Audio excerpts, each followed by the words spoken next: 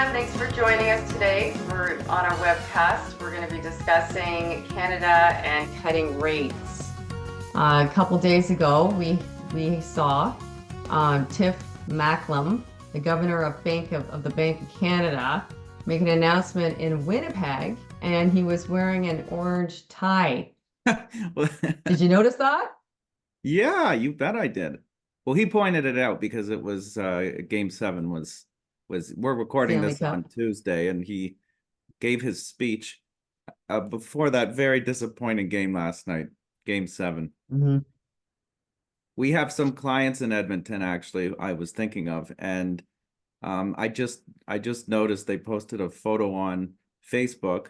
They were all, it looked like they were having a party, and they were all wearing their Oilers jerseys. Jerseys. And by the way, I couldn't believe the whole arena on Friday in Edmonton. They all wear the Oilers jersey. I couldn't, like, almost 100%.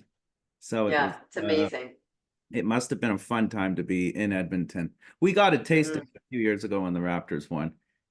Yeah. And we got a taste of it with the Leafs in what was it, 1967? So 67. yeah, wasn't that the last Yeah. time they won the Stanley Cup? It was in the I late. don't know. Yeah, Yeah. maybe. So Don't have anyway. that date. But Okay. anyways, the speech was better than the game. Hmm. And he talked about two things. One was that the labor force in Canada has some slack in it, which means that there are people eager to work but having trouble finding that first job. Yeah, so you're talking predominantly of immigrants or students looking for a job, Yeah. that kind of thing. Yeah, Yeah. so his point is that because there's slack in the labor force, we can get some economic growth that will not be inflationary because of the Mm, labor slack. The second is he commented on Canada's productivity emergency, and that's the word they're using, which is very right. refreshing to hear because Hmm. you don't often hear it from the government. But Canada used to be just as productive as the US. Right now, we're about 70% in comparison. So Yeah. um, it's a big problem. He's talked about three buckets to look at to address productivity. The first are just framework policies. So those are Mm, things like low inflation, free trade, competitive taxes. The second is the different regulations between provinces creates a big the burden on differences. businesses. And then the Hmm. last one is just the length of time that it takes for projects to get approved in this country.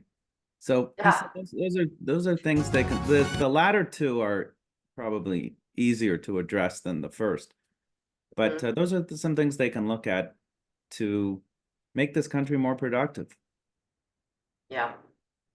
But in Not terms to of the, mention with, sorry, no, I was just let's, gonna say about there, it will also impact like, I guess 60% of Canadian or mortgages, outstanding mortgages yeah, are coming like renewing in the next couple of years.